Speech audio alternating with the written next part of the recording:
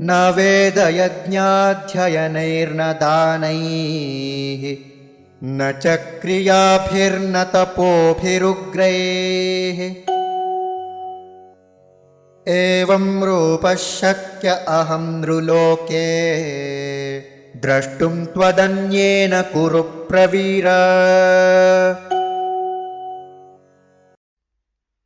न वेद यज्ञ अध्ययनैः न दानैः न च क्रियाभिः न तपोभिः उग्रैः एवं रूपः शक्यः अहं नृलोके द्रष्टुं त्वत् अन्येन कुरु प्रवीर।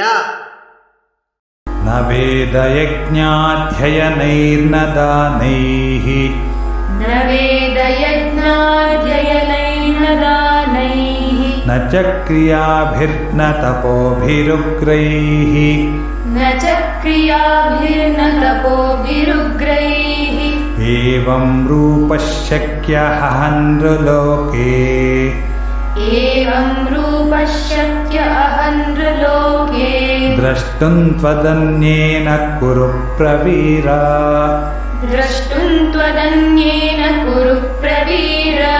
न वेदयज्ञाध्ययनैर्न दानैर्न च क्रियाभिर्न तपोभिरुग्रैः न वेदयज्ञाध्ययनैर्न दानैर्न च क्रियाभिर्न तपोभिरुग्रैः एवं रूपः शक्यः नृलोके द्रष्टुं त्वदन्येन कुरु प्रवीर।